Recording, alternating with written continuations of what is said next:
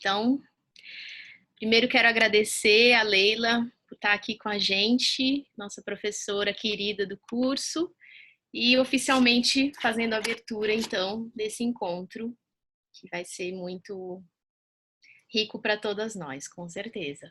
Então, o encontro Arte, Terapia e Qualidade de Vida, intervenções possíveis nos diferentes níveis de atenção à pessoa, né, que vai ser conduzido pela Leila Nazaré, que é psicóloga pela PUC de São Paulo, arteterapeuta pelo Instituto SEDES, doutora em Psicologia Social pela PUC de São Paulo, o coterapeuta, que é a gata passando, neuropsicóloga pela Santa Casa de São Paulo, especializada em reabilitação neuropsicológica pelo HC-FMU-SP, editora da revista de arte terapia da ATESP, docente supervisora do Instituto SEDES e da Faculdade Paulista de Artes. Atua em contexto social com grupos de pessoas em situação de vulnerabilidade social, mulheres, adolescentes e idosos. Também desenvolve um trabalho clínico com pessoas com sequelas neurológicas em reabilitação e suporte terapêutico a crianças, adolescentes e adultos. Só tudo isso, então passo a palavra para você para começarmos.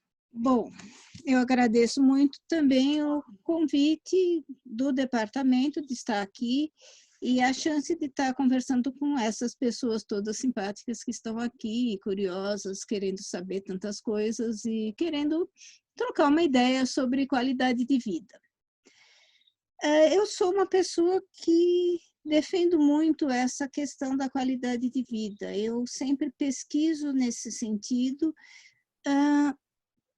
e é uma pesquisa que vem ficando muito significativa nos últimos anos. Eu acho que final do século XX, passagem para o século XXI, esse tema está cada vez mais em voga, principalmente no campo da saúde, onde se faz necessário retomar um atendimento humanizado às pessoas.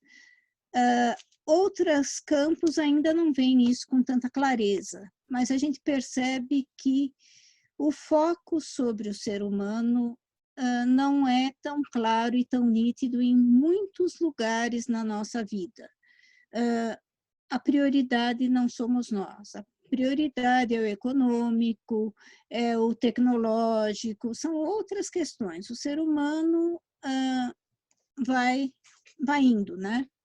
Vai se adaptando, vai se ajustando, vai vivendo. Mas a prioridade não é não é ele, né? E nós vivemos em sociedade para quê, né? Se não é para a gente se suportar, se ajudar, se apoiar. Suportar no sentido de dar apoio, dar suporte aos nossos iguais, né? Isso é super importante a gente ter em vista, como o ser humano não é tão central nos nossos tempos atuais. Este ano é um ano também atípico, porque a nossa vida foi virada de cabeça para baixo, com toda essa história de pandemia, de nós termos que respeitar um ritmo e uma prioridade que não é ditada por nós. A gente sempre foi muito autônomo. Eu quero fazer alguma coisa, eu faço. Eu não peço licença, né? Eu tenho as minhas prioridades. E agora a prioridade é o vírus. E quem dita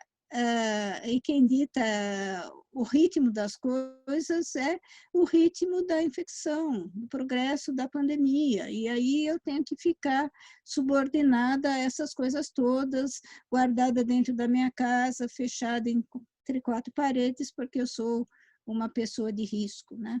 Então, e nós nos vemos pessoas de risco, cada vez mais. Então, eu acho que esse ano esse tema de qualidade de vida é muito interessante. Então, a qualidade de vida foi algo que foi trazido à discussão à medida em que situações mais graves de vida foram superadas. Enquanto tínhamos esgoto no meio das cidades a céu aberto, enquanto não tínhamos urbanização, não tínhamos saneamento, não tínhamos saúde, qualidade de vida era uma loucura, né? Viver era uma aventura. Os que sobrevivem estão aqui para contar, os outros vão embora antes, porque pegam uma infecção, morre-se muito cedo, tem-se muitos filhos, esses filhos vão morrendo, é natural que crianças morram e tudo isto.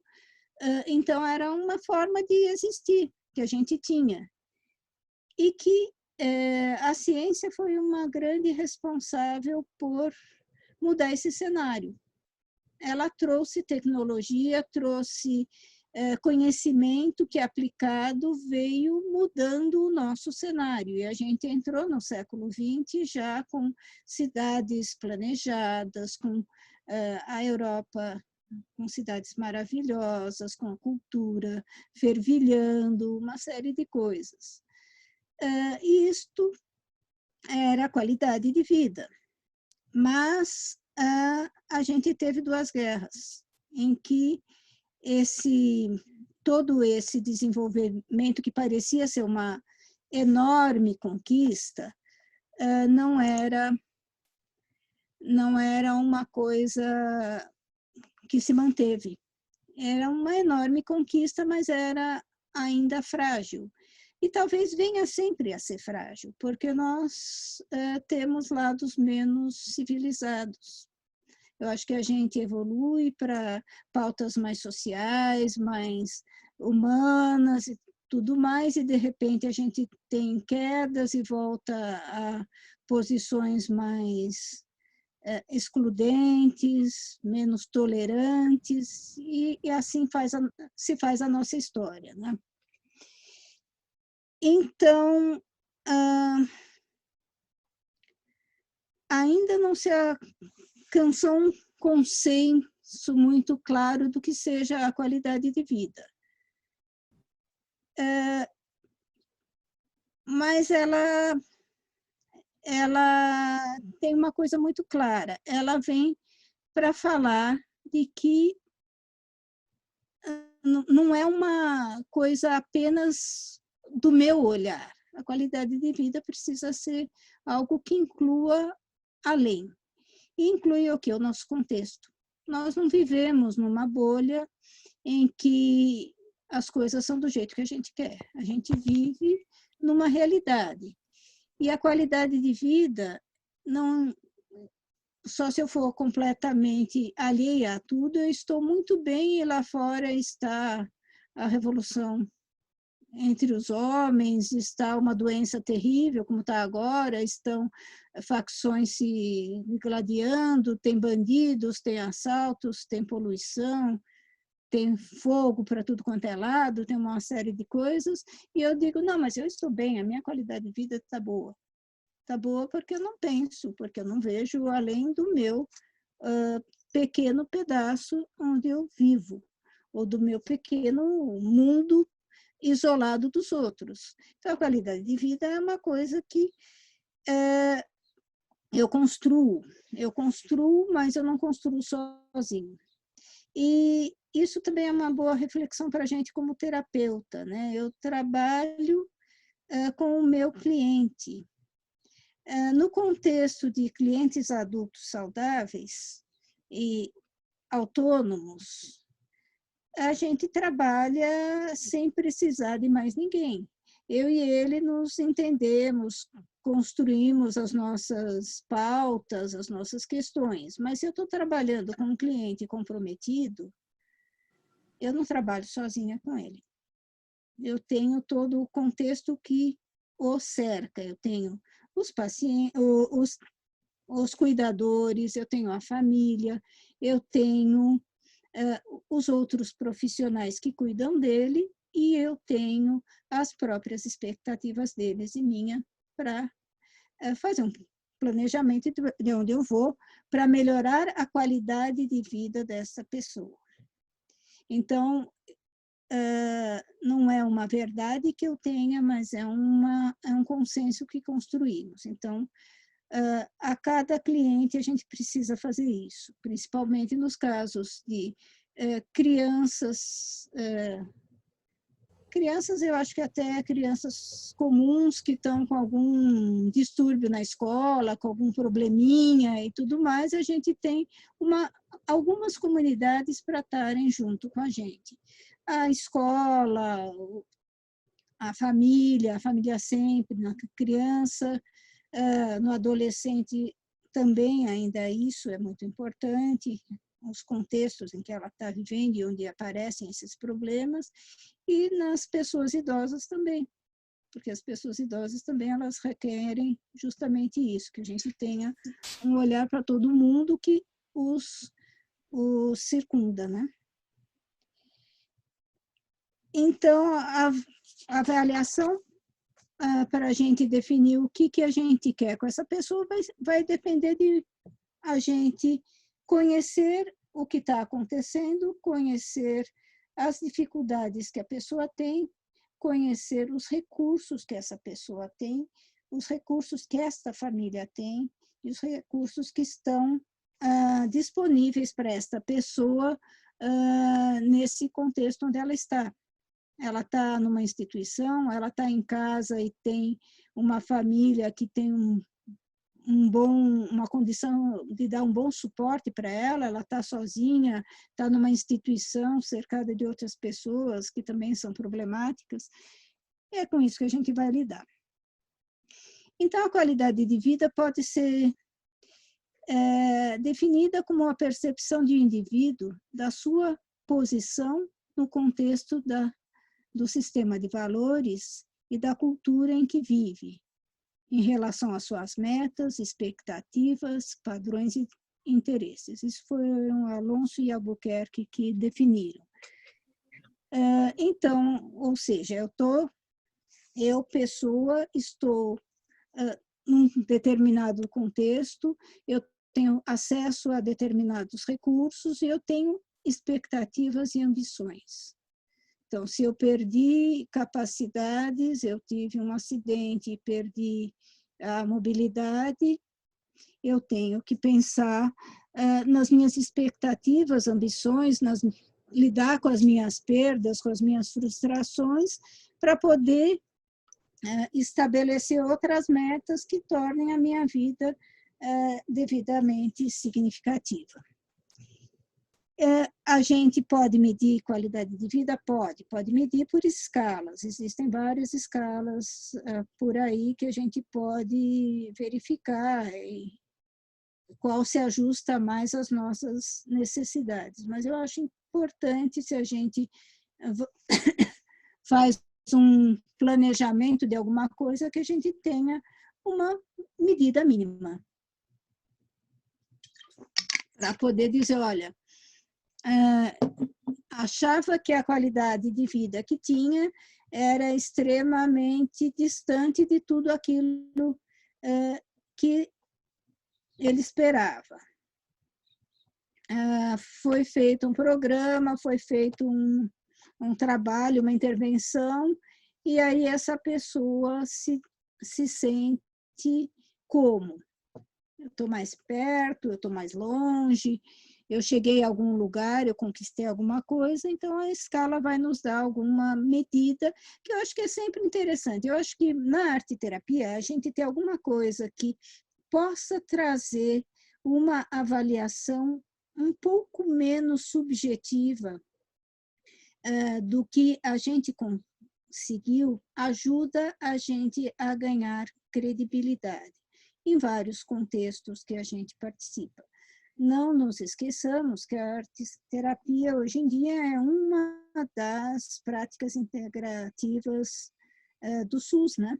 É uma das PICs. Então, se a gente só fica no nosso olhar, porque eu acho que a arte-terapia tem um lado que é fascinante, que é muito bonito e que é muito poético, e isso nos traz grande satisfação, mas em termos de eu apresentar isso para uma comunidade de profissionais, eu preciso ter alguma medida um pouquinho mais objetiva do que aconteceu. Então, a pessoa se colocou assim, depois da intervenção, ela tem uma percepção dela diferente. Então, a qualidade de vida pode ser medida. E uma coisa que é muito interessante é que, se a qualidade de vida passou a ser uma preocupação a partir da segunda metade do século XX, ela coincide com o surgimento da arte-terapia, né? A arte-terapia foi criada, assim como nós conhecemos, na segunda metade do século XX pela Margaret Naumburg, por influência do senhor Sigmund Freud, que veio com toda a profundidade do que o ser humano passou a ser, né? A visão mudada de ser humano que a gente tem, e que levou ela a pensar em trazer alguns recursos para alguns pacientes e algumas pessoas que não são tão boas de verbalização, que não conseguem se expressar dessa maneira. E a Florence Kane, a irmã dela, que tinha a escola Waldorf, que também era a escola de excelência para a elite dos Estados Unidos, né, das pessoas de Nova York. Então, ela também traz essa questão da qualidade. E, então, a qualidade de vida e a arte-terapia são nascidas na mesma época,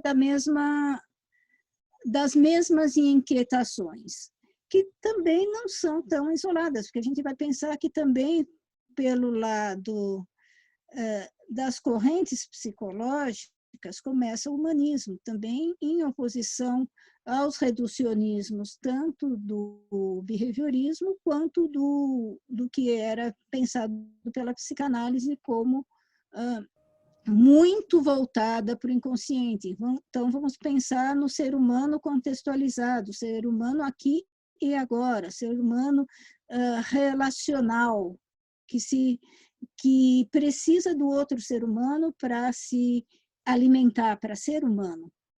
Para a gente ser humano, a gente precisa estar em sociedade, a gente precisa estar com o outro. A gente nasce incompleto, bem incompleto, um bebê que demora um tempão para poder ter uma pequena autonomia. Mas isso é o necessário para a gente poder ter toda essa moldagem pelo meio ambiente. Então, eu não sou um programa biológico que se torna um ser adulto.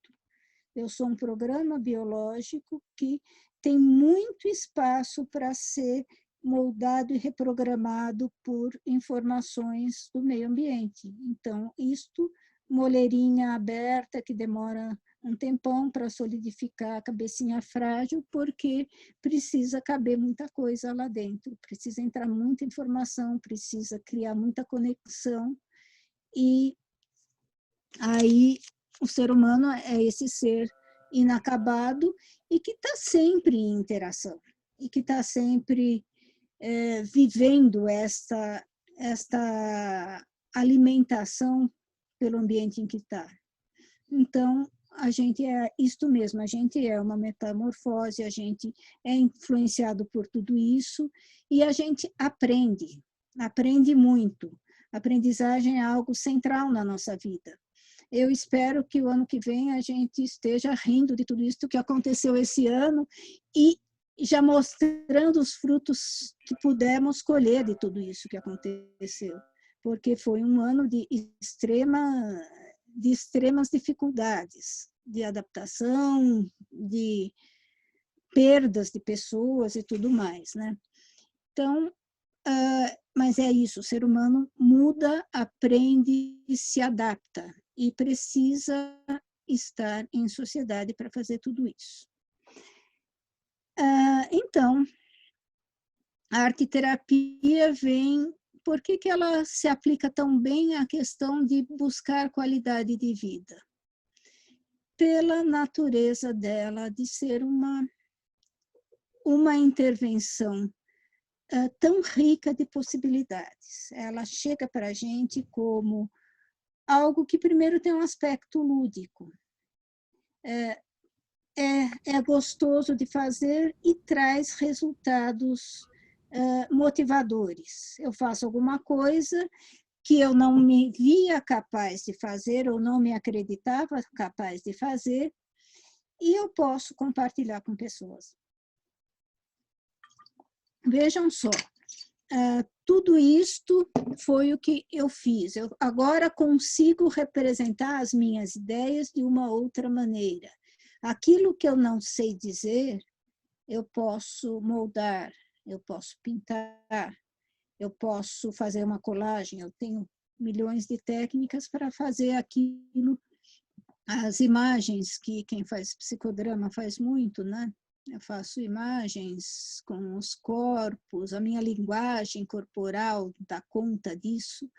E coisas que antigamente, às vezes, eram tão até reprimidas. Olha, para de gesticular tanto, né? Por que não pode gesticular?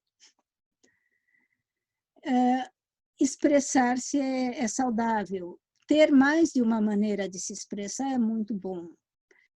Muito bom no sentido de enriquecer conexões neuronais mesmo. Eu tenho possibilidade de complexificar minha rede de pensamentos, de ideias, de avaliações. Eu vou complexificando. Então, a arteterapia, ela vem de uma forma lúdica, trazendo possibilidades de eu afinar a minha percepção. Uma coisa que é super importante. Distinguir o que é pensar, julgar, perceber, sentir. Isto é fundamental na vida de uma pessoa e mais ainda na vida de um terapeuta. Isso a gente precisa ter muito claro. Eu senti alguma coisa, às vezes é uma hipótese que eu formulo, né? Porque eu não consigo dizer que eu formulo uma hipótese, mas o que eu senti é sentimento, né? E não é hipótese, isso é uma elaboração intelectual. Eu fantasiei, o que é isto, né? Então, esta vamos dizer, discriminação de níveis de funcionamento, eu acho que isso é uma coisa muito, é uma arma muito grande e você desenvolve tranquilamente na arte-terapia. As novas linguagens sempre levam a flexibilizar um pouco o pensamento. Eu falo um idioma só. Eu tenho restrições, eu tenho menos figuras, eu tenho menos recursos para me expressar. Na hora que eu me acidento, tenho um AVC, eu posso ficar muito apertada de demorar muito para voltar, porque eu não tinha muitas conexões, eu tinha um percurso único que foi interrompido. E aí ele fica difícil estabelecer novos. Então, eu posso, com a questão da linguagem, eu posso desenvolver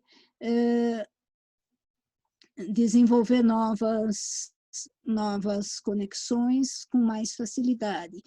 Por isso, também eu afasto doença de Alzheimer e outros tipos de demência com exercícios que eu não fazia antes. Se eu sempre fiz palavra cruzada, vou brincar de sudoku, porque eu vou lidar com outra dimensão do que eu não fazia, porque a palavra cruzada para mim é carne de vaca, então vamos fazer outra coisa, vamos aprender a escrever com a mão esquerda, se eu sou canhota, se eu sou destra, né?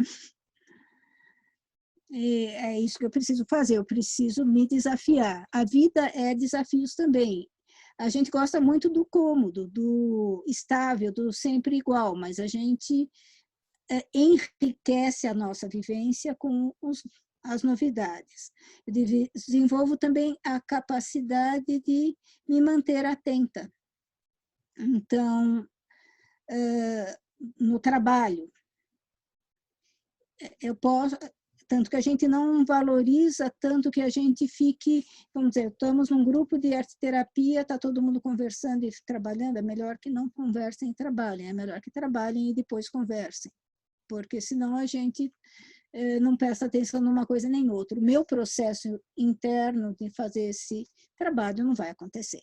Então, é bom que eu trabalhe concentrada na minha questão. E é muito legal quando a gente descobre que existem problemas estéticos que às vezes são tão sérios quanto alguns outros problemas da vida. eu não consigo resolver tal coisa e aquilo me deixa muito incomodada. Vamos pesquisar isso, né? Vamos embora para ver como é que faz. Desenvolve a parte da apraxia, da coordenação motora, porque eu aprendo a usar minha mão de formas diferentes. Isso eu acho que é a receita, até estava conversando com a Yara e com a Natália, um pouquinho antes da gente começar, como este ano deve ter comprometido a questão do olhar. O meu olhar está fixo, eu preciso olhar para essa câmera e achar que ela é fantástica, que ela é maravilhosa. Eu vejo as carinhas de vocês, eu acho muito mais interessante, quero ficar olhando para as carinhas mais do que para a câmera, mas eu devo olhar para a câmera. Isso é uma das coisas. Eu passo a ter um olhar programado para um tamanho. Eu ainda estou aqui feliz da vida em frente a um desktop. Se eu estivesse em frente ao celular, eu estaria com o olhar mais estreito ainda, focado para uma telinha desse tamanho. As crianças, adolescentes que estão estudando no celular, o que isto deve ter sido e deve estar sendo sofrido. Manter concentração na adolescência já não é para qualquer um. Tem gente que é bom, mas não é para qualquer um. E agora, num negócio desse tamanho, com letrinhas mínimas, eu vou ter que ler textos, resolver problemas e não sei o quê, e daí a tela fica escura porque eu fiquei pensando, eu tenho que voltar, ligar tudo de novo. Quer dizer, é uma mão de obra. E eu condiciono o meu olhar a não olhar para amplidões. Quer dizer, o quanto vai ter de prejuízo até de eu... Talvez um treino até de atravessar a rua, né? Porque se o pessoal já estava andando aqui, dialogando no celular, imagina agora. Se eu vou me lembrar que na rua passa carro. Se eu estou fechada dentro de casa há 8, 9 meses, eu perdi vários hábitos. E a minha motricidade, a minha apraxia também ficou mais empobrecida. E a gente, com a arte, a gente vai usar muitos outros movimentos.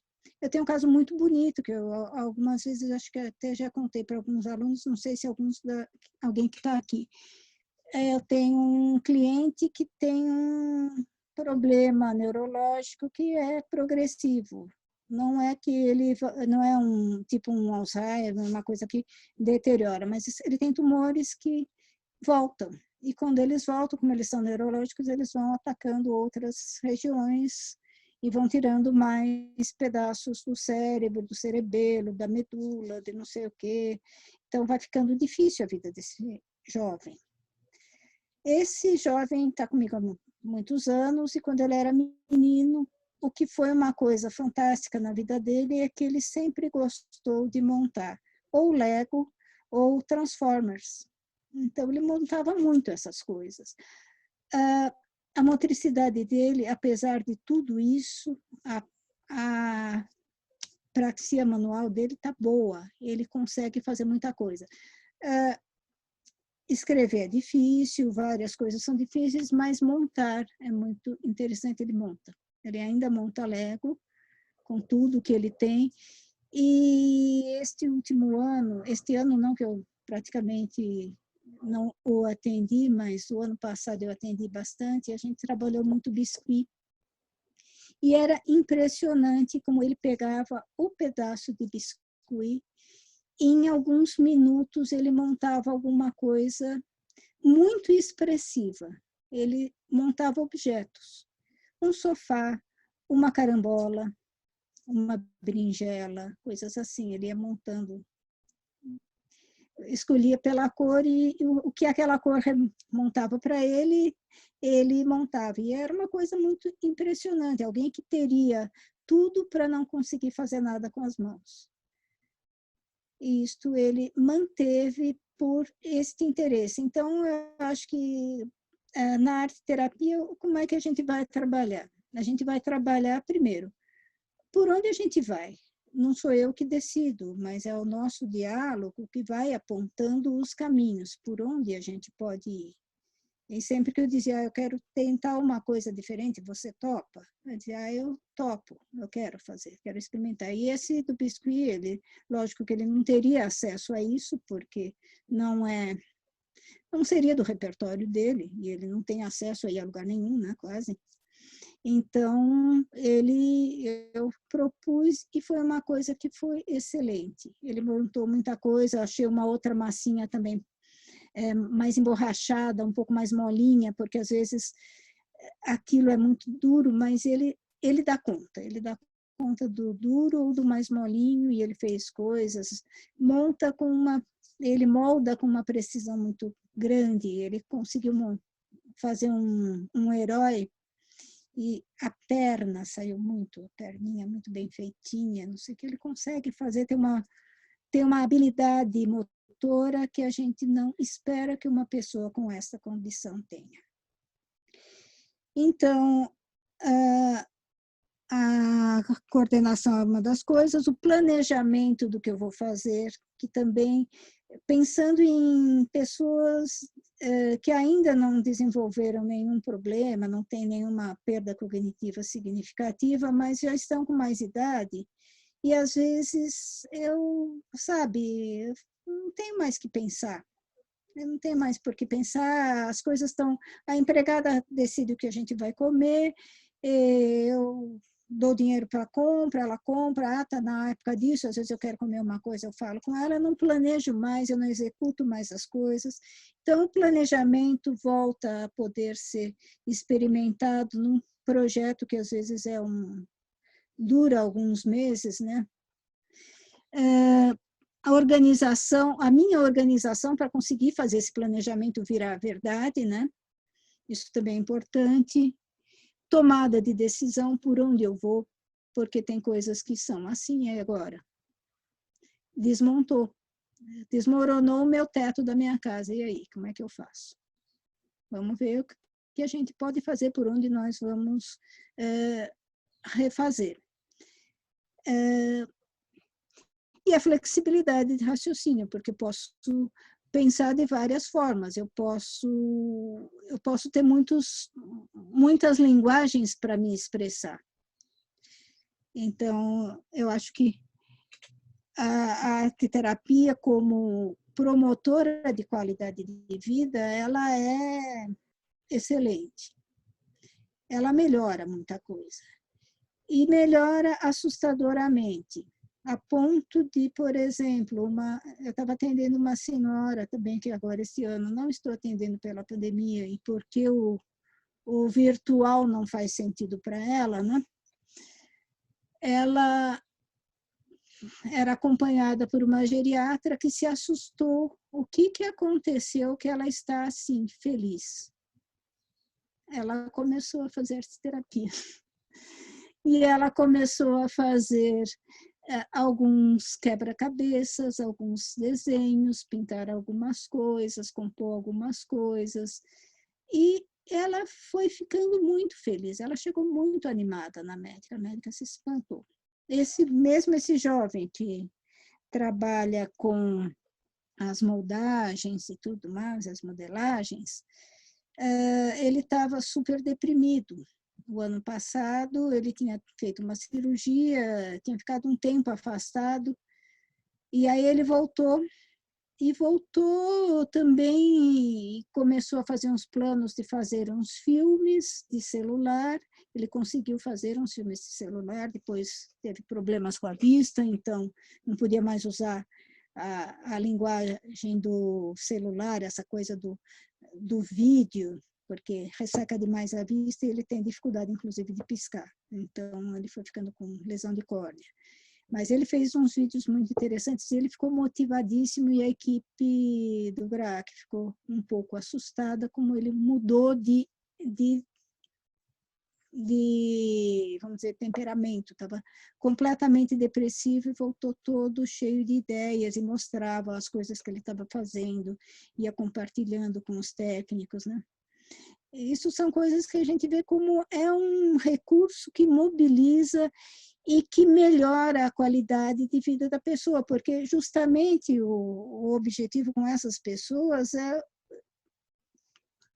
não é, eu vou melhorar a motricidade dele. Não vou conseguir. Tem fisioterapeuta trabalhando, tem um monte de coisa, TO, um monte de gente trabalhando, mas eu vou trazer para ele a possibilidade de se expressar. E isso é por onde eu trabalho. Então, isso traz a qualidade de vida. Isso ele pode trazer dúvidas, inclusive, tipo, eu acho que Deus não existe, porque na minha vida, a minha vida tem sido um problema atrás de problema. Então, para mim, Deus não existe, mas tem uma prima que é espírita e me trouxe essas questões. Então, eu estou pensando nisso e naquilo. Então, eram coisas muito interessantes que podiam ser partilhadas, que quando se olhava para ele sentado numa cadeirinha de rodas, com uma expressão imutável, porque se eu não tenho movimento nem para piscar o olho, que dirá para fazer expressões faciais, né? Alguém que está quase vegetando, não estava. E eu sabia que ele não estava. Então, como é que a gente acessa essa pessoa? E aí a arte terapia se traz super cheia de recursos. E é aí que a gente pode fazer essa ponte com essa pessoa. Eu acho que é isso que é importante. Talvez por isso que eu tenha gostado tanto da ponte, né, que ficou na minha paisagem, mas é a ponte que precisa ser estabelecida com as pessoas de alguma forma. As pessoas não podem ser ilhas isoladas. Então, quando este moço voltou a poder ser atendido, ele teve uma melhora também de sintoma depressivo imensa, porque ele pôde começar a ser ouvido e a falar das coisas que ele pensava, muito interessantes as coisas que ele trazia. E realmente tem um vocabulário diferenciado, ele também não fala muito bem porque ele perdeu a audição também, ele perdeu várias coisas, então ele fala muito mal, ele tem alguma dificuldade para escrever, mas às vezes escreve, a gente consegue de alguma forma se comunicar dentro do que é possível. Eu nem sei se Libras seria o melhor também, ainda não sei. Ainda preciso aprender Libras para saber se funciona bem, mas eu acho que eu vou ser tão limitada que a gente vai trocando dentro da possibilidade acho que da nossa vontade de se entender. Eu acho que isso é importante. Então, quando a gente pensa em qualidade de vida, é um pouco isso. Nos casos graves, isso fica muito evidente, porque são casos gritantes, né? E são pessoas que precisam muito, então a gente consegue chegar lá. Mas a qualidade de vida está em momentos pequenos, em momentos simples, por exemplo, dentro de uma escola. Eu acredito que se a gente conseguir trabalhar a qualidade de vida na escola, a gente muda muito o cenário de violências de que se fala, a gente muda muita coisa. Eu acho que esse ano a Nilce, que está aqui com a gente hoje, trouxe alguma coisa muito interessante para a qualidade de vida de alunos dentro da escola, de poder acolher nesse momento de dificuldade que vivemos este ano, de exclusão do espaço. Para algumas pessoas, a escola é o espaço de respirar, porque a comunidade e a casa é tão pesada, e a exclusão da escola traz um certo desespero para a pessoa. E eu penso que na educação a gente tem momentos muito... Primeiro, acolher a chegada das pessoas. A escola é nossa. E ela é composta por nós, corpo docente, corpo discente, corpo administrativo, né? É nossa, é de todos nós. E nós estamos lá para celebrar e estar junto. E isso pode ser muito bom, pode ser muito interessante. E existem momentos de crise que a gente já conhece, que são, por exemplo, o fim da educação infantil para a educação mais formal, mais fundamental, essa passagem da educação da pré-escola para a escola para o ensino fundamental, que é um momento de muita tensão, que se espera que a alfabetização se dê e se espera com muita ansiedade.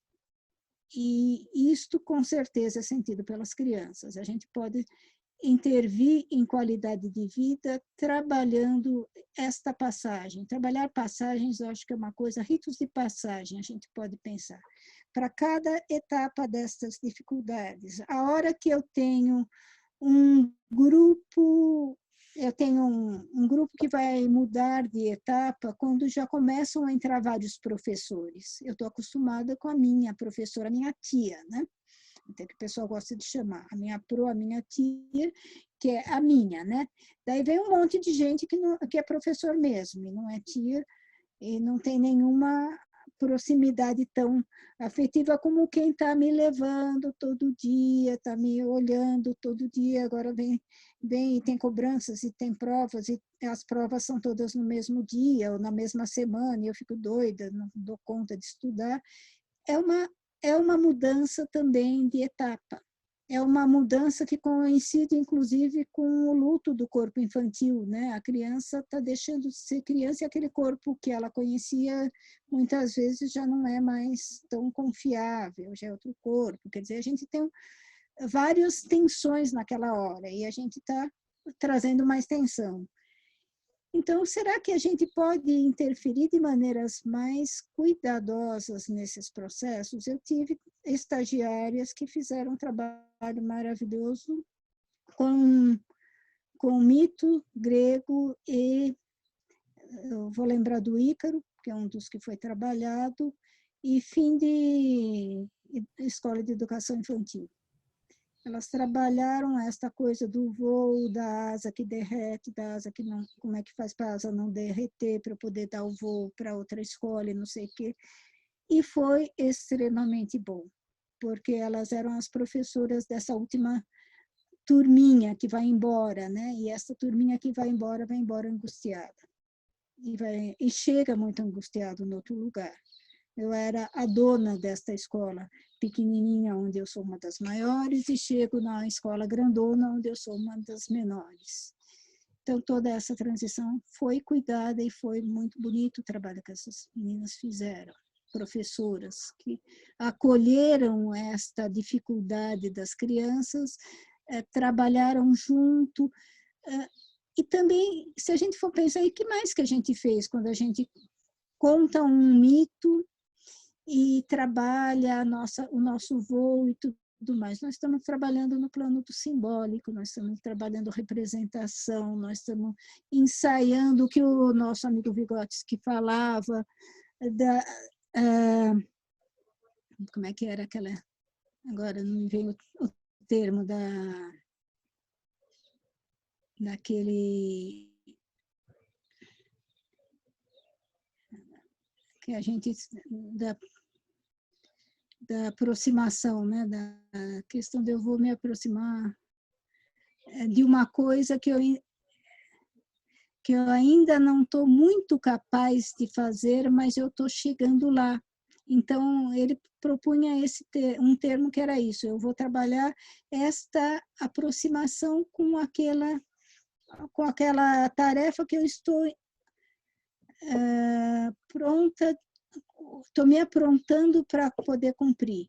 Então, o mito serviu muito para isso, eu poder experimentar, fazer, voar junto com o Ícaro e tudo mais, me ajuda a poder fazer esta passagem de uma outra maneira, que a gente faz também na gestaltoterapia, faz isso no psicodrama, são usos que a gente faz muito claramente desses recursos para poder se aproximar de alguma coisa que a gente ainda não está muito pronta, mas a gente está se aprontando para isso. Então, isto ajuda. Então, eu acho que se a gente tiver um olhar inclusivo, um olhar acolhedor, e pensar na qualidade de vida dessas crianças na escola, a gente pode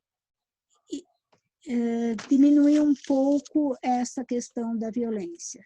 Ela não será a minha moeda de entrada, eu tenho outras cartas para apresentar, outros recursos para mostrar nesse ambiente. Eu acho que isso é muito importante. Então, na educação, a gente trabalha, eu acho que trabalhar com arte-terapia no plano preventivo é muito interessante. Eu estou falando prevenção. Trabalhar prevenção em programa de pré-aposentadoria. Aposentadoria, para muitas pessoas, é uma carta de depressão, de entrada para o mundo da depressão. Eu perco a minha função que eu exerci durante 30 e poucos anos e eu me sinto absolutamente sem identidade.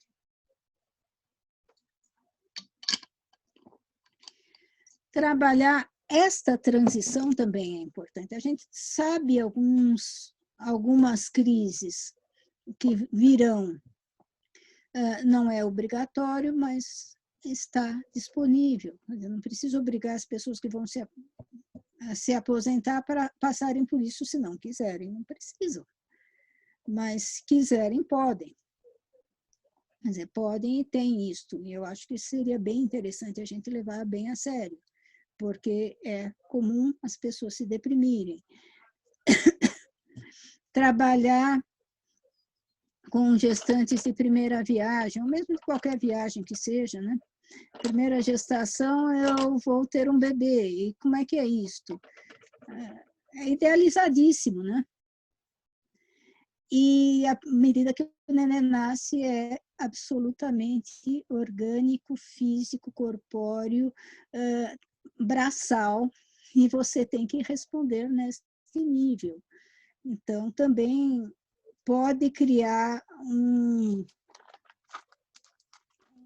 estranhamento, uma depressão, um mal-estar nessa relação. Então, acho que a gente poder trabalhar pensando nesses momentos de crise, onde a gente pode intervir antes delas acontecerem, eu acho que é bem interessante. E a arte-terapia na simbolização, na representação, na construção de objetos, vamos pensar, mães de classe média, mães de bom poder aquisitivo, têm muito recurso. Mães de menos recursos, elas podem fazer brinquedos para essas crianças, estimulação para essas crianças de uma forma que seja agradável para elas, que vai estabelecendo esse vínculo com esse bebê de outra forma. Eu estou me preocupando com ele, eu estou querendo acolher de várias maneiras e eu estou agindo. Então, eu estou também preparando para esta separação existir. Ele vai estar fora de mim e ele vai ter que estar bem acolhido. Então, eu vou fazer o quarto ou o cantinho dele de forma que ele possa se sentir acolhido neste cantinho, né? E com isso eu garanto uma questão de a pessoa ter espaço para falar do que é idealizado e a gente discutindo quanto a sociedade idealiza a maternidade, a mulher quer só amor, e na hora que a criança não para de chorar, diz, bom, ainda bem que tem grade na janela, né? Porque esse bebê eu vou pendurar do lado de fora para ele parar de chorar aqui na minha orelha. E vai dando raiva, vai dando frustração, vai dando angústia, vai dando culpa, vai dando um monte de coisa. E a mulher ainda está toda mexida hormonalmente, está um pacote de sentimentos e sensações confusos, né? Que precisa ser trabalhado, elaborado, bem cuidado. Então, a gente ir trabalhando estas questões de realidade de uma forma não revista de puericultura, que tudo é lindo, que eu sou apaixonada 24 horas, durmo e acordo apaixonada pelo meu bebê, durmo a noite inteira, não dorme, acordo frustrada, acordo com sono, acordo irritada, está chorando de novo, tá não sei o que, tem que trocar, tem que isso, tem que aquilo, não para de amamentar, meu Deus, que é isso, né? Então, trazer um pouco para a realidade do que é a vida, né? Isso me dá chão, isso dá chão para o grupo. não a questão do idealizado. E o idealizado me dá culpa. Se eu não correspondo a essas questões, eu sou uma pessoa ruim. Que mulher sou eu que tenho raiva do meu bebê, que estava com vontade de pôr para fora de casa, tá? Ou sair correndo e não voltar durante 2 dias, passar o fim de semana fora e deixa o bebê aí, alguém que cuide, porque eu não aguento mais. Quer dizer, então, são coisas que a gente precisa, e podendo trabalhar de uma forma leve, de uma forma real, o que são as dúvidas, o que são as dores, o que são as delícias deste período da vida. Porque fala-se muito da delícia, fala-se pouco do que são as dores. Então, eu acho que é um contexto que a gente pode trabalhar e trabalhar nos abrigos, né? As crianças que estão abrigadas e que têm tantas questões também para serem vistas, como é que a gente organiza essas crianças lá dentro, como é que elas podem viver melhor, como é que elas podem ter mais personalidade, né? Porque muitas vezes a questão está no impessoal. A gente cuida, a gente alimenta, a gente supervisiona banho, isso e aquilo, mas a gente não dá afeto. E não se envolve, acredito eu, que até numa defesa.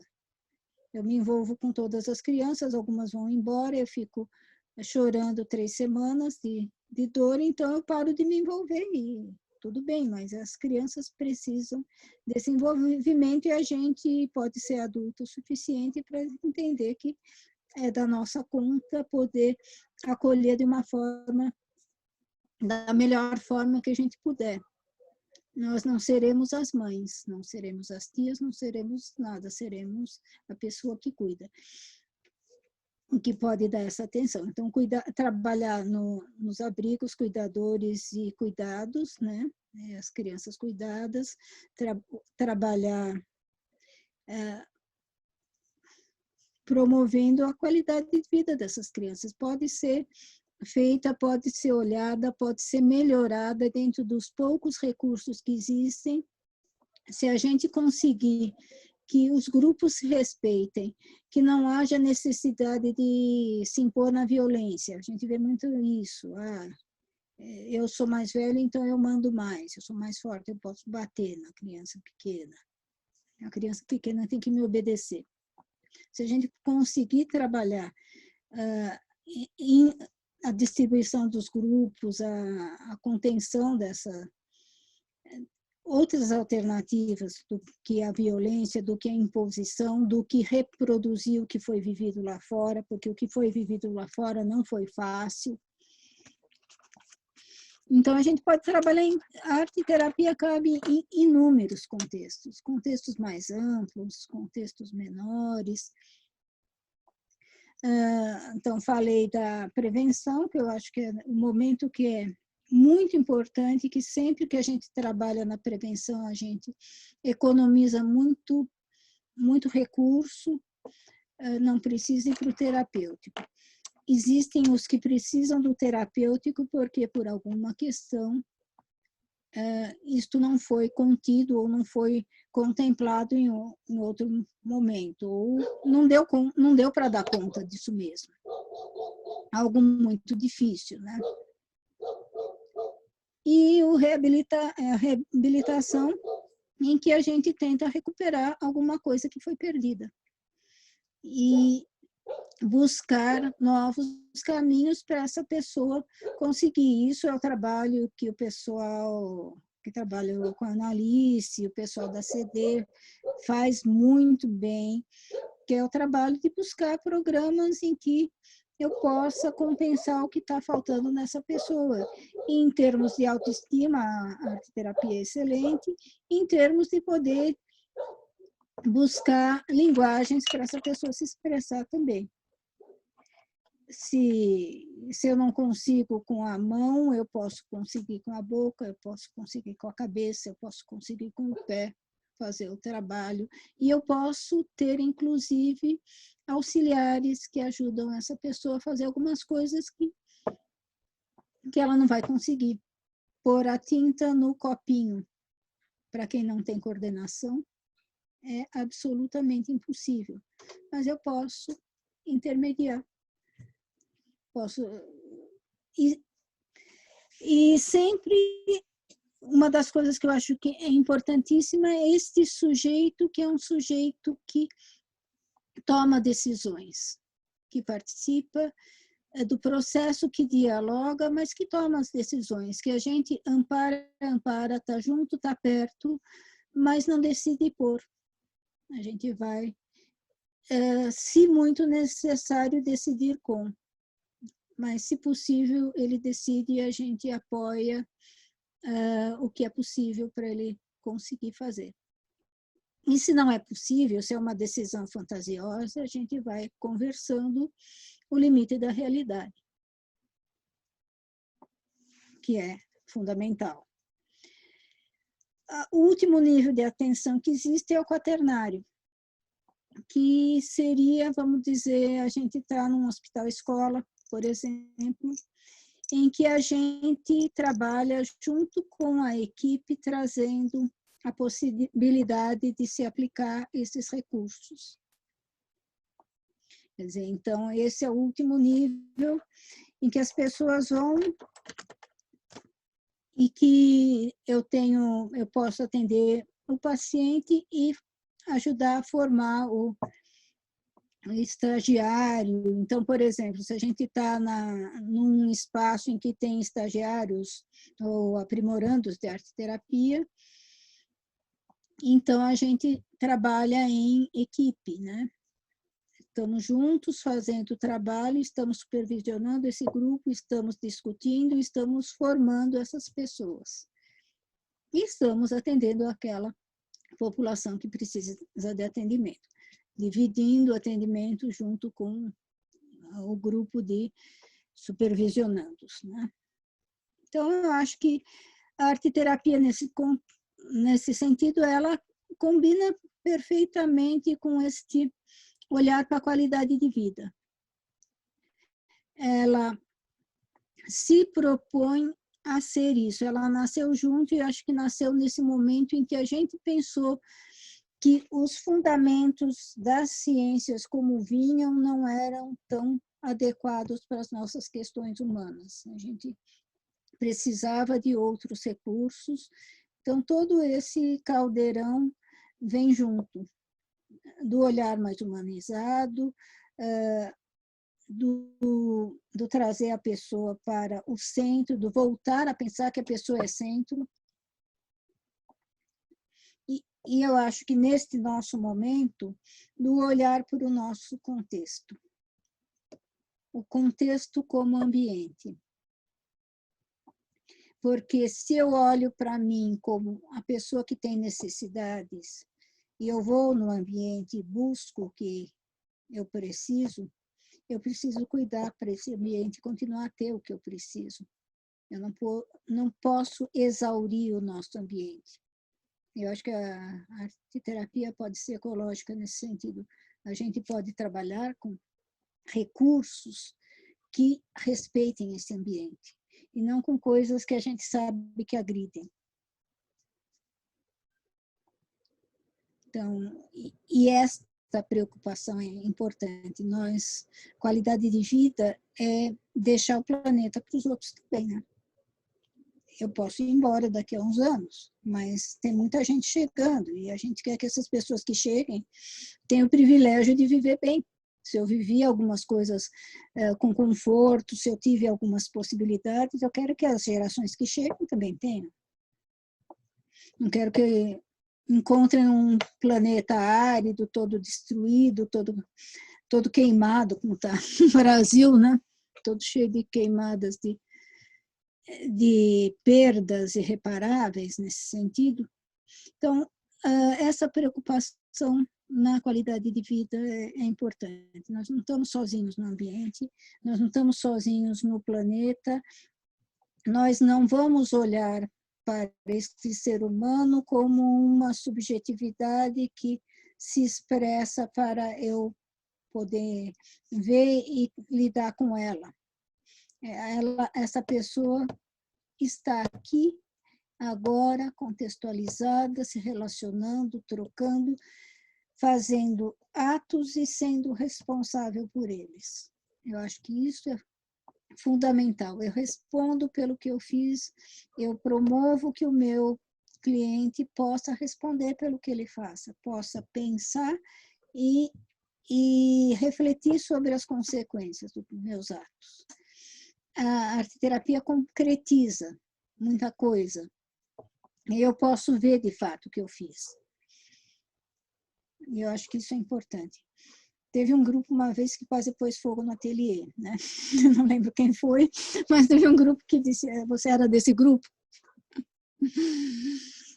Então, aí o grupo do fogo no ateliê, se a gente tivesse posto, mas isso causa um impacto para a gente pensa como às vezes a gente é impulsivo ou a gente avalia mal uma situação. É importante isso. Eu acho que a passagem pela experiência que, graças a Deus, ficou no quase, então a gente pode hoje refletir e até dar risada, mas na época foi tenso, lógico, quase aconteceu um acidente. Então, vamos pensar no que a gente usa e não como a gente usa. Então, eu sempre acho que é importante a gente refletir sobre isso. Que material eu vou usar? Eu vou pensar que isto está sendo exaurido no planeta, está sendo alguma coisa em extinção, alguma coisa tóxica. Fixador de pastel seco. Usa hairspray, é fedido, é um saco aquele negócio com aquele cheiro perfumado na sala.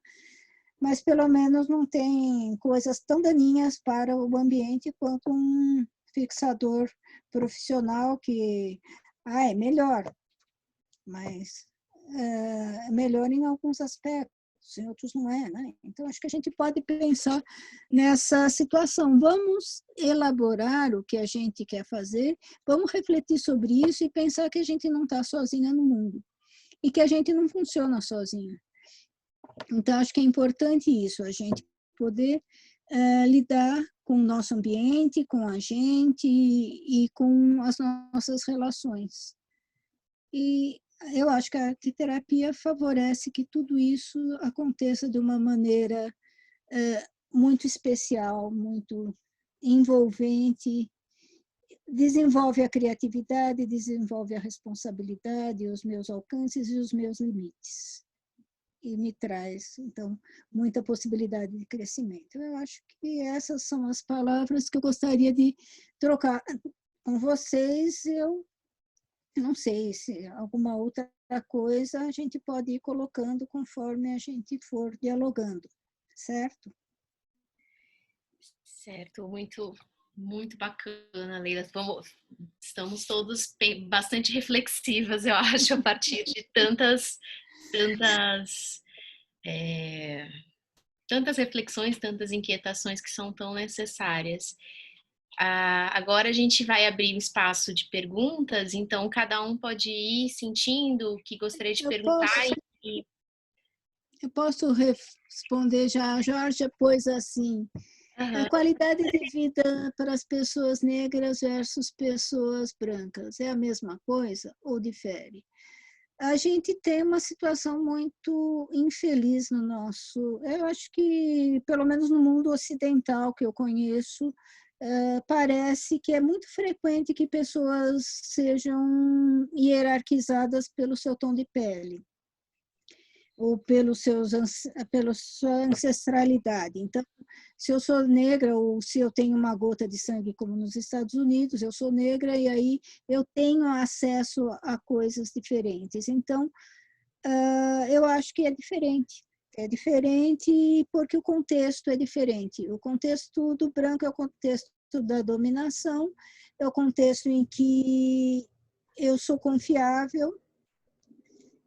Eu digo, quando eu nunca sou parada em blitz, porque eu sou uma mulher branca de uma certa idade. Não sou perigosa, eu não sou bandida. Eu nunca sou parada em blitz. Se eu fosse uma mulher negra, talvez eu fosse parada. tendo a mesma condição econômica, tendo a mesma idade, eu seria parada porque eu sou uma pessoa talvez suspeita. Então, eu acho que muda pelo contexto que a gente vive. A gente vive um contexto de exclusão. Melhora se a gente conseguir ações afirmativas, eu acho que são o paliativo, ou pelo menos a tentativa de fazer alguma coisa para esse cenário mudar. Não sei, eu conheço bem esse problema, eu trabalho bastante com pessoas negras e tenho amigos negros e tudo mais, então eu tenho essa vivência bastante próxima de como essas coisas são injustas. O que você está fazendo aqui? Não é para você estar aqui, e é para estar aqui, sim, por que não, né? Então, eu acho que como a gente parte de contextos diferentes, a qualidade de vida das pessoas negras precisa ser, que a gente fala precisa ser trabalhada com equidade. A gente tem que dispor de mais recursos para essas pessoas poderem ter uma compensação e poderem lutar em pé de igualdade com pessoas não negras. Em alguns lugares, pessoas estrangeiras, não estrangeiras, isto depende dos contextos, mas o contexto do negro realmente é bem excludente, e eu acho que em vários lugares. Não é uma questão de São Paulo, não é uma questão de Brasil, não é uma questão de América do Sul. Em muitos lugares isso acontece. Deixa eu ver quem mais que já escreveu. Complementando, a Georgia também, né, nessa pergunta que ela faz sobre a qualidade de vida, essa distinção, ela também pergunta na questão de gênero, se a qualidade de vida para homens e para mulheres, falar de qualidade de vida para homens é a mesma coisa de falar de qualidade de vida para mulheres, e ela pergunta se tem algum estudo específico sobre questões de gênero, ou sobre questões Tem vários estudos, a gente tem muita coisa. Quando eu fiz o meu mestrado e doutorado, eu estudei num núcleo de relações de gênero, idade e raça, né? Então, era bem interessante nesse sentido. A questão do gênero também é uma questão bastante, eu acho, eu não posso falar do mundo como um todo, mas é bastante difundida pelo mundo a desigualdade entre homens e mulheres, né? Entre o gênero feminino e o masculino. Isso é bastante diferente. Então, a gente aqui no Brasil é autônoma, de fato, a partir da Constituição de 88. Até então, a gente era relativamente capaz. Eu precisava de um homem para referendar as minhas decisões.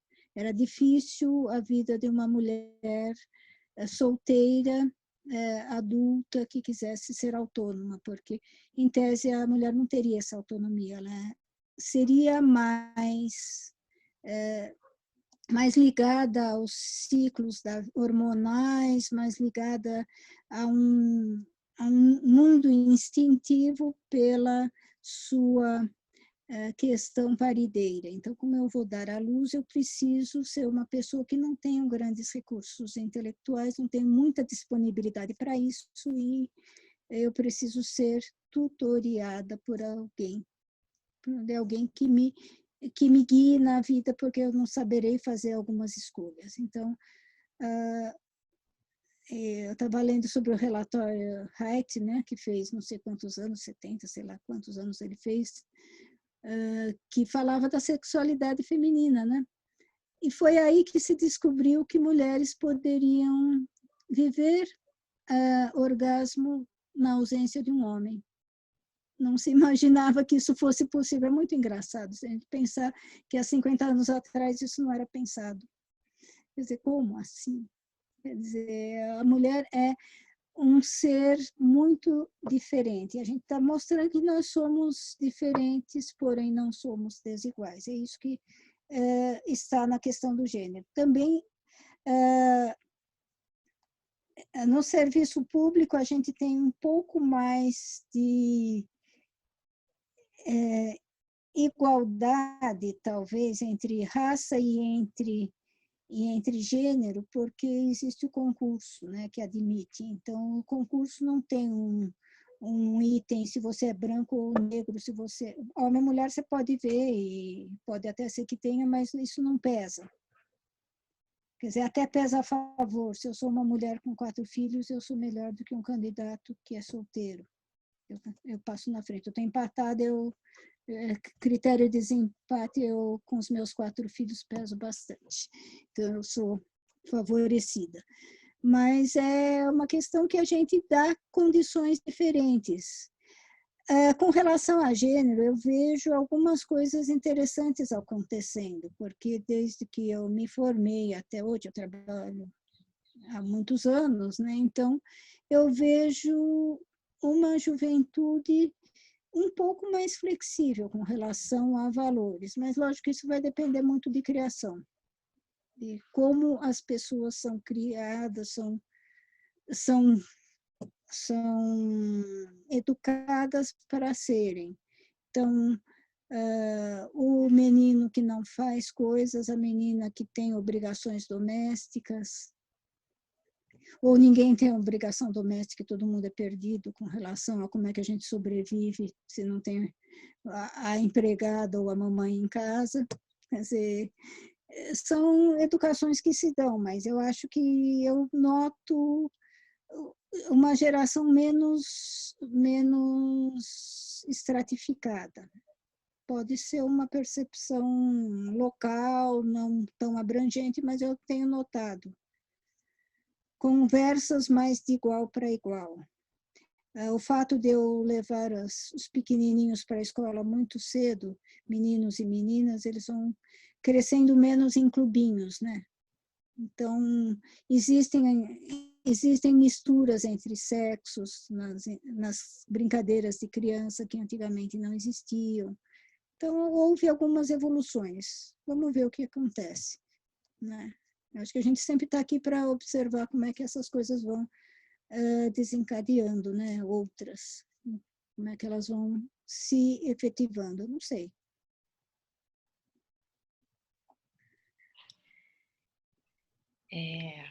Seguindo nos comentários, a Heloísa, nossa querida colega professora também, está aqui comentando.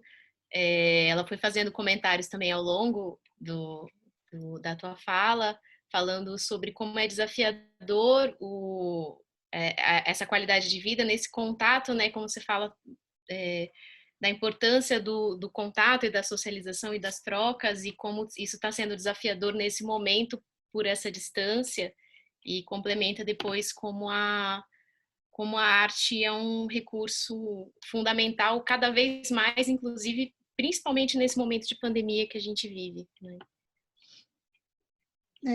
A arte é uma boa estratégia de elaboração de muita coisa. Eu ganhei o ano passado de uma colega uma caixinha de pastel oleoso. Eu consumi na pandemia, fazendo desenhos com muita energia, pondo muita energia em alguns momentos, porque eu acho que, de fato, o simbolizar, da forma, da cor, é muito importante. Inclusive, o meu impacto com a questão... Passei por uma cirurgia, então estava muito impactada com a minha consequência, eu cheguei a fazer um desenho para representar isso, porque, olha, difícil. Tem algumas coisas que são muito difíceis, né? Como a gente é vulnerável, como a gente é frágil. E eu não sou uma pessoa que tem muita vivência de fragilidade orgânica, não. Eu sempre me considerei bem fortinha, e sempre fui. Mas, de repente, a cirurgia me deu uma rasteira muito da boa. E aí eu elaborei, disse, bom, precisamos lidar com isso, e a arte é um recurso que está aqui com a gente, para a gente poder usar. Então, acho que é isso. E que pode levar a gente a olhar para fora da janela e pensar o que tem lá fora. O que tem lá fora? O que eu posso trazer de lá fora para cá? Que eu não estou podendo ir, mas eu posso trazer de lá fora. Eu acho que é bem importante isso. Então, eu penso nisso, que a arte e a arte-terapia, nesse sentido, eu acho que ela veio, se colocou e conquistou espaços. Eu vi como um movimento grande das associações de arte-terapia, não só de São Paulo, como de outros estados, todas aproveitando esse momento para a gente pôr a cara, para as pessoas verem quem somos nós. Isto é fundamental, né? Com certeza.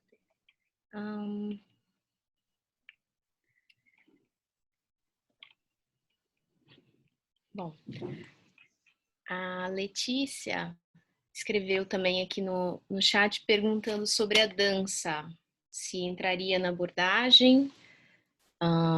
Não sei, não sei exatamente se a Letícia quiser complementar, abrir o microfone, complementar a pergunta, ou mas se seria nesse sentido que eu entendi, que você entraria nessa abordagem, na abordagem arte-terapêutica ou do desenvolvimento de qualidade de vida. Exato, exato. É isso. Então, vamos lá. A dança é algo bastante importante. A gente tem complementação. A formação do arte-terapeuta passa principalmente pelas artes visuais, mas tem complementação em teatro, em dança, em música, e outras formas que a gente puder conseguir fazer, a gente busca fazer. A dança, a gente tem no SEDES uma ênfase bem grande na questão corporal, do trabalho corporal. Então, na dança, como busca de linguagem. E eu acho que é muito importante por trazer a expressão corporal, né? A expressão do que vai dentro de mim para isto que também sou eu, que é esse corpo, porque eu acho que a divisão, a minha mente e o meu corpo é uma divisão de estudo que eu acho que já se provou bastante insustentável. A gente precisa ser corpo-mente. A gente não é só corpo, nunca vi um corpo que não tenha mente e viva, né? Ou que consiga se expressar, consiga se comunicar, consiga ser neste ambiente. Ela pode estar presente, mas não troca, não reage, não interage, não se modifica. Eu acho que o ser humano é crescimento, então a dança é uma linguagem importante, é uma linguagem que permite muita coisa, que ajuda muito, como, vamos dizer, nesse momento de busca de novas alternativas para o meu, vamos dizer, meu envelhecimento saudável. Então, eu lembro de pessoas que trabalham com dança do ventre, que coisa fantástica, com senhoras de mais de 60, 70 anos, coisa linda que essas pessoas fazem, trazendo a graça do movimento e aquele movimento que é delas e não necessariamente uma coreografia tão fixa, mas uma autocoreografia, né? E a dança como arte aí é uma outra coisa, como também nas artes visuais a gente não está preocupada com o fazer tão acadêmico que possa existir, mas com o que eu consigo me expressar com esse recurso. E esse recurso, que é o meu corpo, é uma coisa que eu sempre fui. E como, às vezes, a minha distância desse corpo é alguma coisa tão impressionante e tão grande, porque nunca me foi permitido me mexer.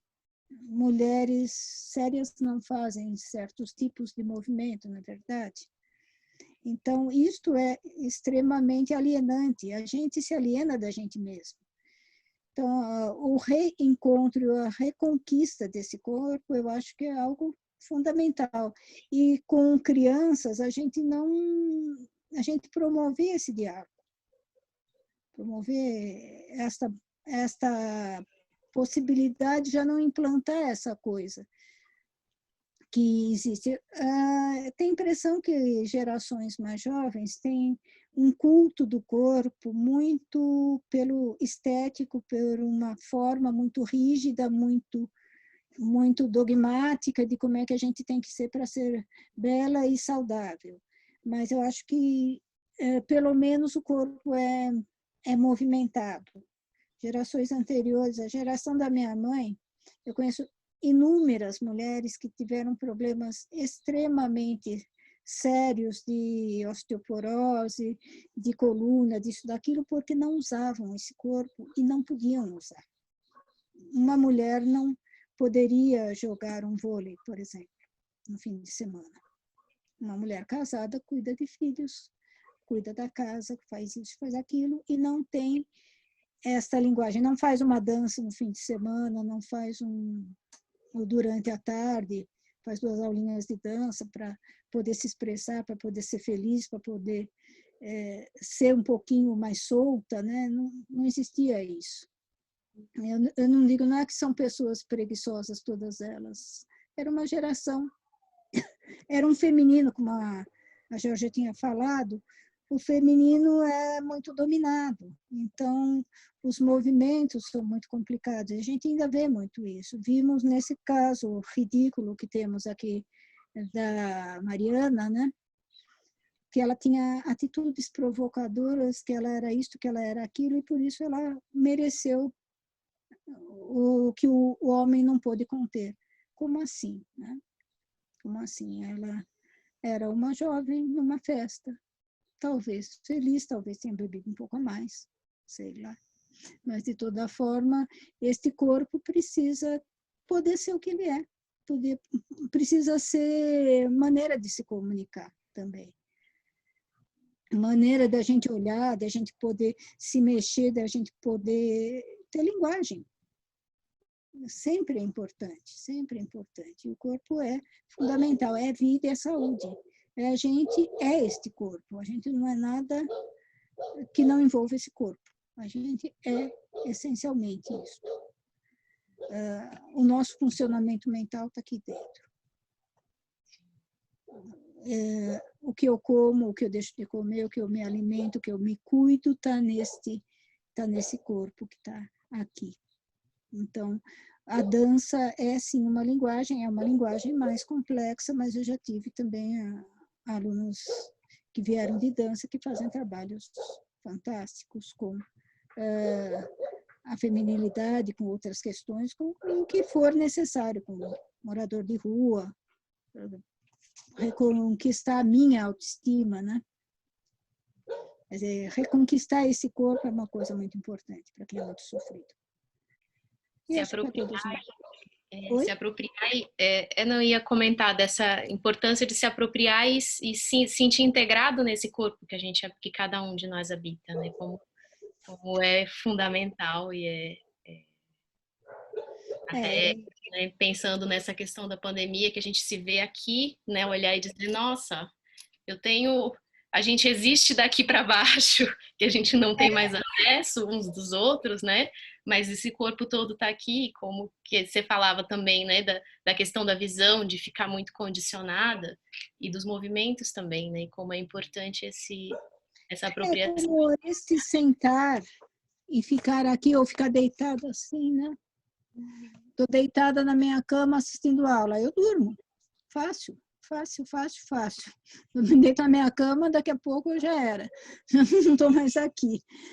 Mas eu condiciono uma imobilidade, eu como, porque eu estou em pandemia e um dos poucos prazeres que existem é comer, e a comida chega em casa. Eu posso pedir para qualquer canto da cidade que vem comida para mim. Então eu como, de repente eu estou enorme de gorda porque eu estou comendo horrores e não estou me mexendo. E não estou nem me olhando, porque as pessoas que poderiam me dar alguma referência não estão me vendo, elas vêm aqui e talvez eu não engorde muito de rosto. Então são coisas importantes, como esta realidade da gente, a gente vai ter que reconquistar muita coisa. Eu acho que, olha, vai ser muito legal quando a gente puder se ver e estar mais livre, poder se tocar, se abraçar, que é uma coisa que faz tão bem para todos nós, né? Eu acho que vai ser muito bom. E poder se fazer tá junto, está se olhando, está fazendo coisas junto, né? Eu acho que isso é fundamental para a nossa sobrevivência. Eu ainda acho que eu consigo me alimentar muito neste contato, muito mais do que se eu não tivesse. Mas é bem mais pobre, é bem mais pobre. Então, eu acho que a gente vai ter muito trabalho, né, Vera? Trabalho corporal. Teremos muito que trabalhar nessa dimensão do corpo. Eu tenho recomendado aos meus clientes para dançarem na sala alguns momentos da vida, né? Eu tenho me pegado E mesmo nos processos, eu tenho feito alguns exercícios e cobrado para fazerem exercícios durante a semana.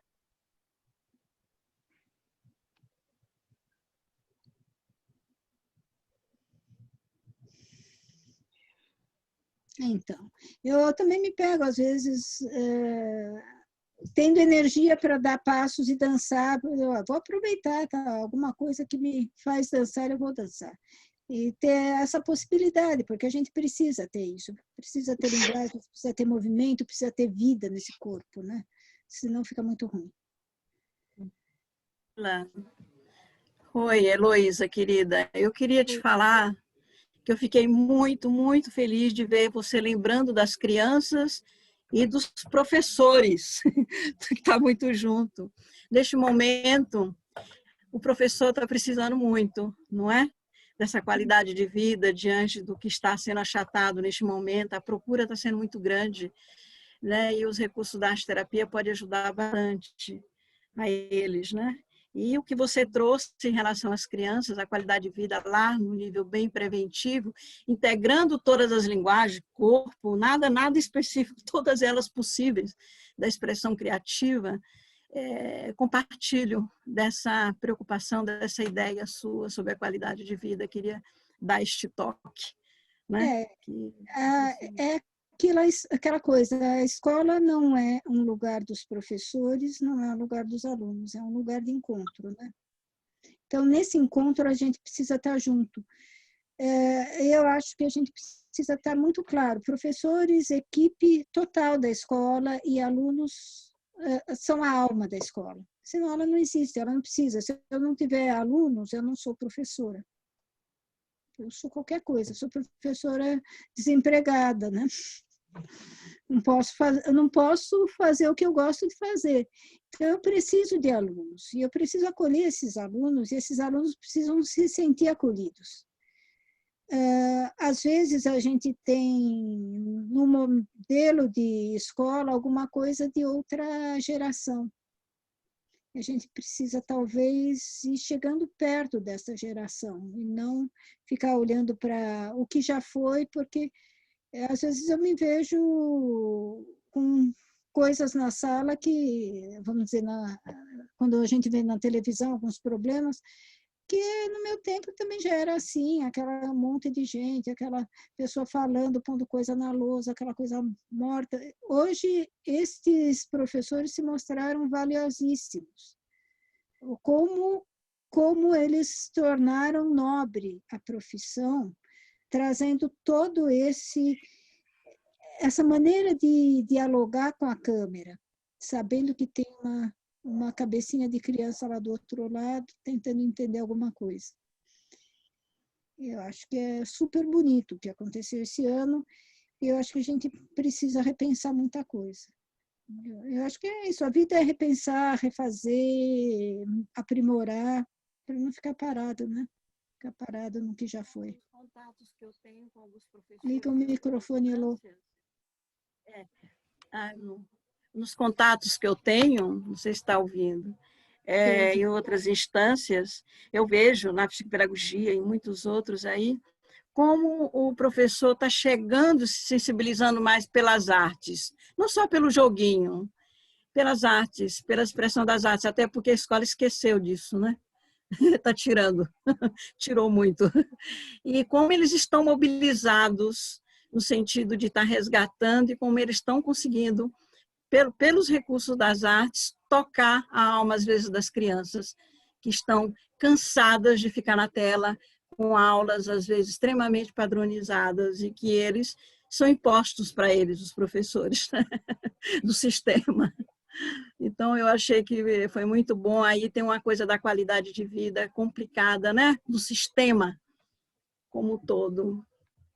É isso aí que eu estou querendo estar compartilhando em relação à qualidade, que tem a ver com o sistema educacional, tem a ver com todo um processo bem mais amplo, bem ecossistêmico e político-cultural que nós estamos atravessando. Com certeza.